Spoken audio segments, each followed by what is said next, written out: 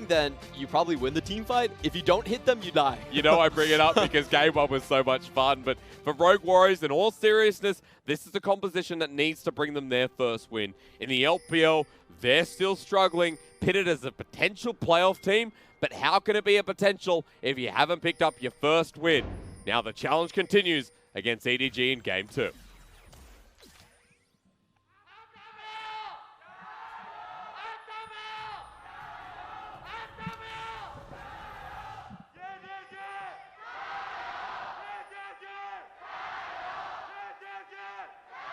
At full force here today for EDG. LGD just finished, so stop it. They lost. They lost.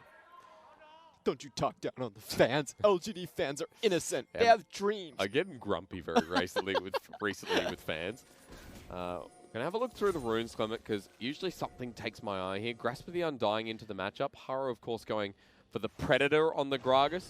This is no real big surprise. Yeah, this one is super obnoxious on the top lane. We've seeing this Fiora quite frequently these days, and the whole idea is the Penta lifesteal Fiora. She heals so much. It's Grasp of the Undying. It's Taste of Blood. Oh. There's one of those hunters that give you extra blood. It is. And then it's Ravenous Hydra and Ravenous Hydra as well. So you have 5 sources of lifesteal. Domination, you're damn right. Yeah. No precision in there whatsoever. It's very difficult to play against, and it's almost impossible to outtrade unless you can get her to stick into a fight. And remember what we talked about is that Jiejie is going to be coming to the top lane. Yep. Because that is an easy stack of Permafrost. Or he can go to the mid lane with Aurelia. There's so many options for the ZWuji to hit in this early game, and Haro doing the same thing he did in game number 1. Here we go. Bops iBoy towards him! Early first blood? I think so. It goes over to Killua, but flash. They want more. Meiko has no one to jump to. And you know what Yuumi does? This is just sad. Cat versus cow. And he doesn't even want to see it happen. Cow wins. 2 kills for Rogue Warriors. And this, my friends, is why you do not pair Yuumi with a AD carry that has no escapes pre-6. You are so incredibly easy to gank. You just die constantly. I'm glad they brought teleport. At least they can come back immediately to lane. But it's going to come down to lane control. We're going to have to pay very close attention to this. It was just Haro's POV. Oh, he's looking at the jungler. So while this was going on, full vision of the enemy jungler. Rogue Warriors can make the confident move, and the war that spots him out on the Krugs, or rather Raptors, excuse me, is what does it in the end. Oh, and he's such a nice guy as well. Gives a kill over to ZWuji. Just like a good jungler should. Killua got the other one as well. So this lane now going to be harsh for iBoy and Meiko, who keep trying to challenge Haro. Jungler nowhere nearby, but they've found Haro. This could be the turnaround, or at least something good. Haro getting bursted down, but has a red buff and also has refillable potions. Now, EDG's bot lane effectively has nothing to do right now. Their wave is completely pushing out against them. Yep. And I don't see how they're going to farm. It's pretty much going to be Yuumi trying to catch up with the minions. Oh, but we found HuaTian in the mid lane. EDG onto the engage. Haro comes in for the flash. Bops once again. The early game from EDG. Now getting negated, but it's scouted in. He survives! He gets both? That was so somehow. Thank you, Triumph. Thank you, Precision. And EDG right back into this early game. If any one of those skill shots landed, Scout would have been dead right there, and the Yasuo snowball would have started. But he picks up both of them. Somehow, some way. Scout just showing himself superior right here. If you look at the matchup, look, if this Q lands, he should be dead right here. The Ignite should be able to take him down. He flashes outside of it and then dodges on the Q3 from HuaTian. Oh my god. Comes back in for the Blade Surge. Gets the Triumph. Now that is what you're talking about. Aurelia's across the world love what they see. 1-0-1 picks up a kill. Able to knock down the mid lane a little bit further and get it back to an even point. Was already losing out in CS to the Yasuo, but not anymore. Okay, so we're seeing the... Oh, so he's actually not as degenerate as I thought he would be. Hang on, hold the phone. Hold up, almost level 6. Should have his W. Yeah, Jinoo, grasp and taste the blood. Clement, you said there's a lot of healing. Well, Jinoo needs some of that right now. Yeah, he actually brought the... Great parry. He didn't go all the way healing. He didn't go Ravenous Hunter. But the idea behind the build is still very similar. And you see Jiejie here just trying to reset the wave. Yep, Holder, all he needs is a couple more combos onto Jinoo and he's dead. I said he was close to hitting that level 6 mark. Well, it seems like maybe another wave until he gets there. But up towards the top side, Jinoo is going to back away as well. Has the teleport and already had the advantage in lane, but now has the Vampire Acceptor. So good news there for the top lane. And we'll see how that develops. But bottom lane with all that control, Rogue Royce with an Infernal first.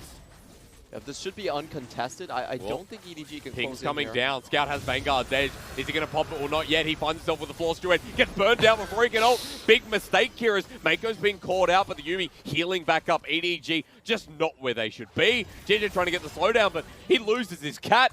Double kill over to Killua. And a big question mark as to what just happened with EDG. Yeah, that was terrible decision-making from EDG. I don't think they should walk into the pit. If you look at the angle Rogue Warriors were hiding, they couldn't see Killua. They didn't have a straight line of sight on him, and he was able to hit them WQ over the wall easily. So, look, you have to admit sometimes you're just beat. Even though you have an extra ultimate, I don't think it was a good idea to walk in there. Remember that Haro is already doing so much work here in this game. He just gave him a couple more assists, and he's going to be even closer towards getting that first item, where Jungle Gragas just going to blow the game wide open even more so. So EDG now at a deficit in this game, 1,000 gold behind. They lost the Infernal. It's a double. So the threat is always there. And this game, Jiejie is not out jungling. He's not power farming over the top of Haro. That was the difference last time, that he was able to push through mid and top and get them into the game. Well, he did that once in the mid lane before, but when Rogue Warriors strike back like that, you suddenly get negated. Definitely is the case, and that gives a lot of opportunity for follow-up ganks to happen at this point in time. Both the jungler and the mid lane level 6, so we should be paying close attention. No flash onto Scout. That's an easy kill if they ever find it. Remember, Scout caught back up in this lane, so that flash going to be up in about 30 seconds or so. Bottom lane has a big CS lead, but I feel like we're going to be talking about top in a second. Holder wants to take this matchup, but can he? At the moment, the answer is yes. Gragas nearby. Haro level 6 now with the explosive cask, and Holder able to push out the lane. Well, Jinoo going to be receiving that, and Holder should be able to move across and maybe get a deep ward onto this red buff. Doing what he can do. I would say Jinoo is holding his own quite well in the top lane. Still has a sizable CS lead. And does have an extra wave to his name as well. So he's doing fine in the top lane. The counter is still working as intended despite the previous trade. I do have to point out though, Clement, one thing I missed is ZWuji in the bottom lane. 12 CS lead, and I'm specific, man immune for this Kai'Sa.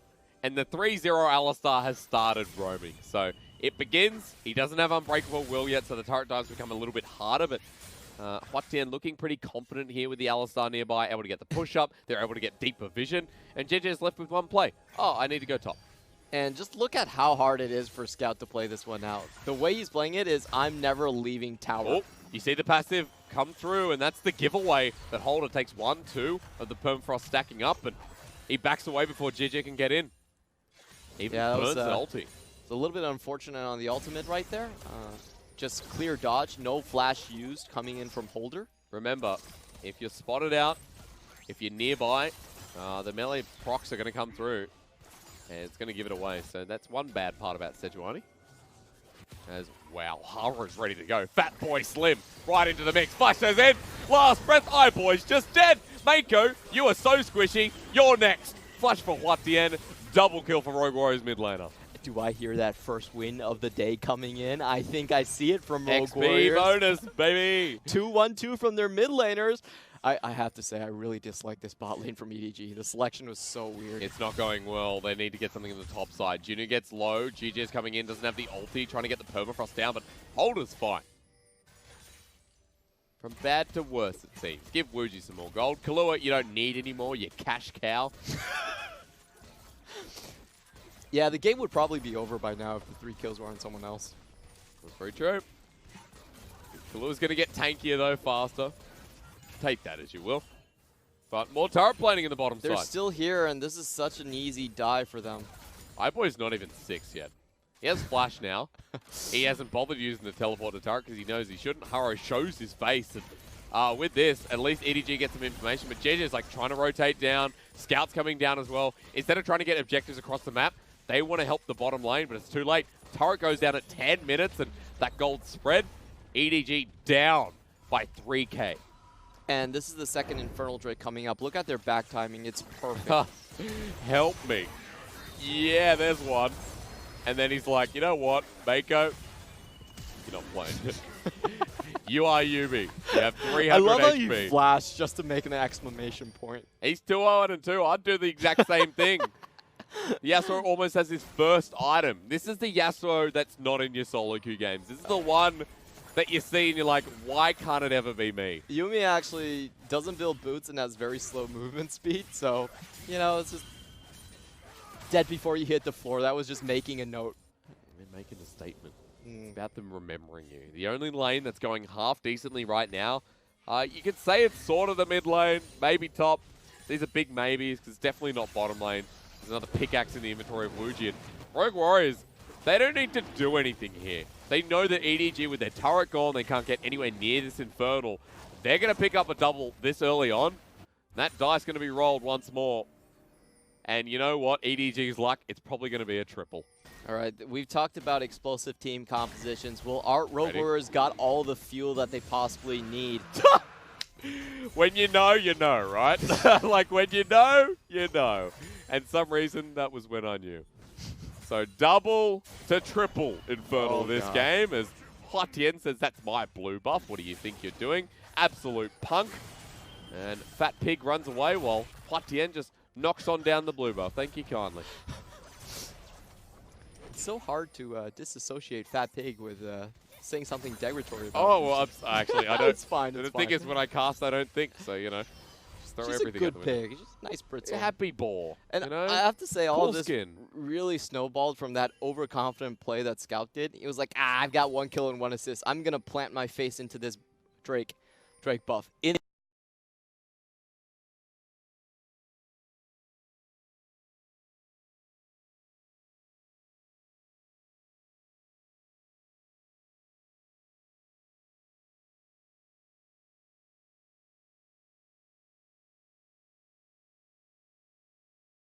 About how this game's going to go, because finally Rogue Warriors have a strong enough lead where their mid game, despite some of their failures in the past, should transition a lot better. At this point, clearing out the mid wave, getting turret plating on these same 3 members is good, but they need to keep this momentum going and now get Jinoo.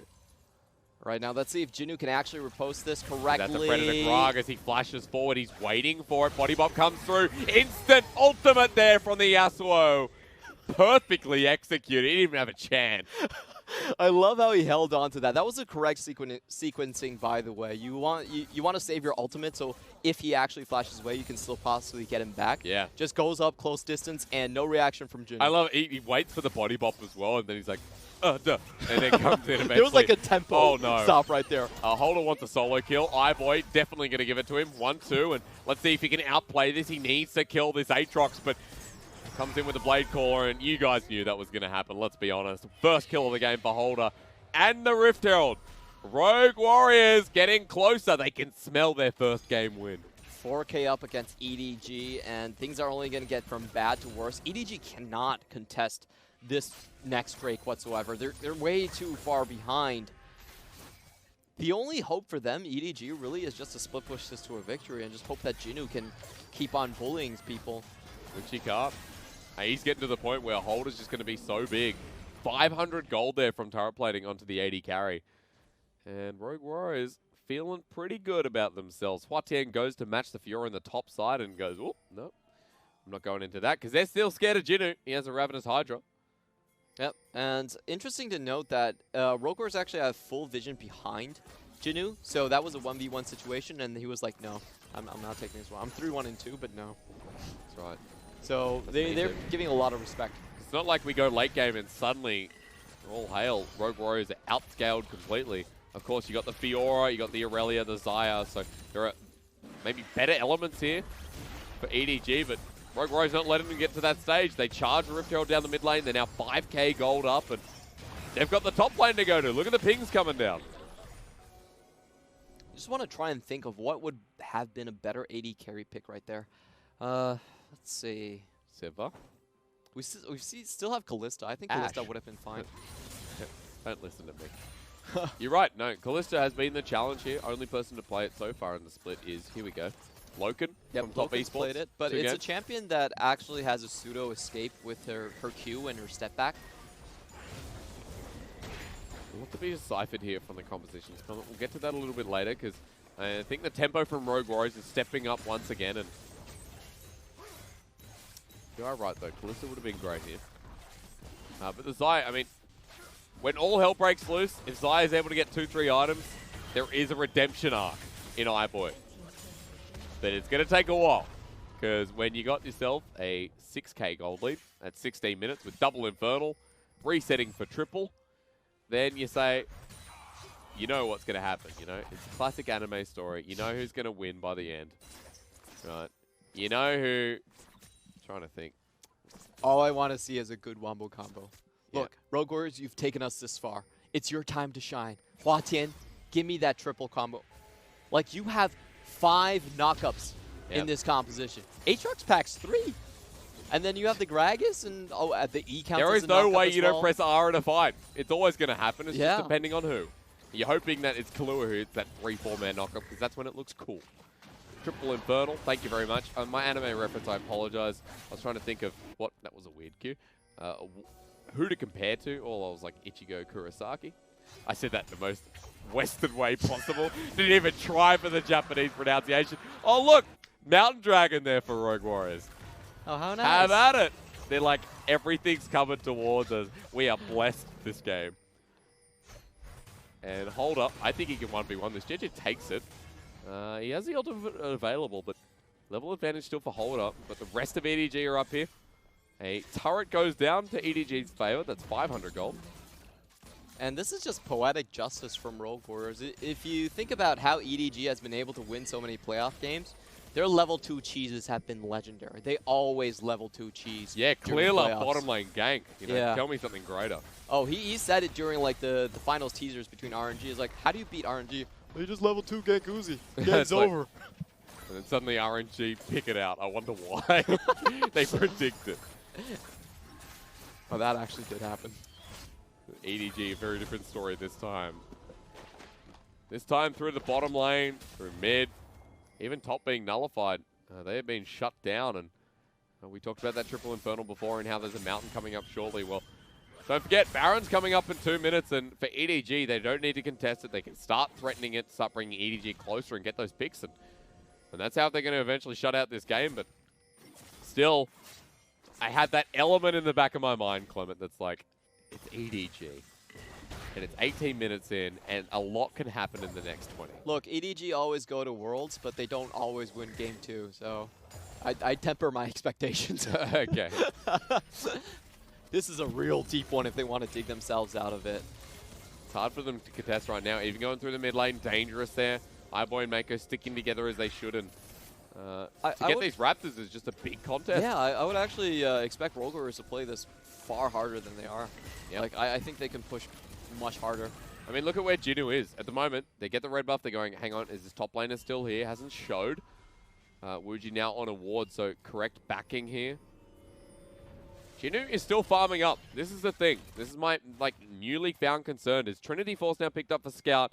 The Fiora is almost towards 2 items. Jiejie is still farming himself, albeit 20 CS behind of Haro. And this is a big front line they can play against. And even Holder's scared of Piggy. All right, now, here is my perfect dream scenario for EDG. Haro, flash E's, into a riposte, coming in from Jinoo, instantly stunned. They put the Grand Challenger on him, kill him, get the ultimate healing, and then clean up the team fight. Okay. How does that sound? From Rogue Warriors, right? Yeah, the perfect dream. You said Haro, and I'm like, okay, yeah. Yeah, Haro E's onto riposte. Okay. Yeah, that's how it's going to happen. All right, well. If that's an EG comeback. Let's be realistic first, Clement, because Rogue Warriors have got the top lane turret. Now they're going to find Jinoo. That is a swift move from the Fiora. Presses W. Scout even gets the trade, so the fact that there's no kill is great. Final chapter comes out, and then a lot of ultimate burn just because they saw a cow. Yeah, that was a flash away from Haro as well, so well done by iBoy. He did use the ultimate in exchange. Jinoo going to catch this top wave, but It all started with a very cool riposte there. Baron now up. And Jiejie found fire and holder once again. Let's go 1v1 me. Oh, here comes Scout. Now, he never used mind. Arctic Assault to get over the wall. This is a concern, but Scout, you're right. He's in a flank. And they have such deep vision that they're like, hang on, where is he? We got no friendly vision. I gotta say, EDG are actually hanging around this map quite well. Yeah. I mean, some of our better teams, they do this a lot. Let's compare EDG to IG for a second. EDG would try to fight their way out of anything. Yes, but so would IG. IG would fight because there's a fight. Look, you know? If you put a door in front of IG, they would just punch the windows open rather than turn the knobs. That's right. Yeah. They're like, I'm putting my head through this. And what would EDG do? Turn the knob, you think? EDG would wait and then call someone to open the door for them. Oh, okay. Yeah. They're a very good organization, so they have a lot of personnel. Then RNG would just get an axe and whop it open, I reckon. Yeah? Okay, I'll take that as a yes. So, if EDG are going to walk through this door, then again, back to solo lanes. I know iBoy is so far behind, and the reason, folks, we're talking so much about a comeback here and looking towards EDG is because this game has slowed down. And for a team like EDG who are falling so far behind, and the consistency of Rogue Warriors who have mid games and late games that have just not been on par with the rest of LPL teams, this is now a concern, despite their rapidly grown lead. I think I know what RNG would do, actually. What, try and get under the door? No, they would open the door, put their top laner inside, and lock him in. Oh, poor amazing Jay. Like, did you see his recent commercial? It was great. He's in a commercial? Yeah, he's got I think a Dorito. I'm not going to say this. They're like, hey, amazing Jay. Like no, it was a different food commercial. Oh, Sorry, okay. Doritos. Yeah, clever. Yeah, walking down a dangerous They path. put him in an Earth costume and, really? and told him to sleep and said that he was very tired. And then there was like, if you drink this oatmeal drink, then you'll get your energy back. Oh, the oatmeal one they have. Yeah, right? yeah. Oh, okay. I've never tried that. Is it any good? I think it's great. Oh no, I've never tried it. I love you, like Clement Chew, brand awareness on point. You know. I haven't tried it as well. It was a genuine question. I don't like oatmeal that much because it brings a lot of gas a lot of times. Okay. It's hard to digest. At least you're honest with everyone here, you know. Why does he have it? A lot of gas. A lot in the tank. Now, I was pointing this game has to slowing down. But EDG about to speed it right up. He sends it in. Scout dodges away. This is what I'm talking about. Pick onto HuaTian, who's so damn involved. But he dodges away. Vanguard's edge comes out, which is going to slow down Haro. But not Killua comes on in. Now Rogue Warriors want the fight. Finally, they want to put the end to this as Scout gets caught out. It's a 1-for-1, but as the team that's behind, a much better trade. However, Baron buff there. Jinoo towards the bot side. Yeah, Jinoo still has his TP, though. I don't think this is as clean of a Baron buff as they would hope it be. So Rogue Warriors is not actually going to try it. They're pinging it out, but this is really risky. And iBoy's in a weird position here. Has the TP as well, so he wants to get involved. But round the Baron buff, it's only vision not started up. Jinoo can't get the turret, so everything goes back to a stable point, while Haro and Killua really want Jiejie. Yeah, that's about a 1K swing into EDG's favor. Oh, never mind. Jinoo, okay. Grand challenge issued. It's like, man, you know, getting that white glove, slapping it across someone's face. He pulls off his gauntlet, smacks you with a plate of armor. Have at me. So you lose your top laner in EDG, still back to where they started. Get the red buff. Haro's onto Jiejie. I told you they wanted him. They burned the flash out of the ZWuji. And Scout now respawning back alive to see if his jungler could die. I wonder how Jinoo was actually caught there. He didn't seem like he was in vision of that tower. Because WuJi got 2 rotations off. He just auto-attacked him. He went back for the tower. That's why. You greedy man. Oh. So, mistake there from Jinoo. He's going to pay for it. Has TP, but the Baron already gone with that Mountain Dragon in hand. Rogue Warriors getting closer and closer, and now the gold right back to where it began all those minutes ago. And expected results coming in from Rogue Warriors.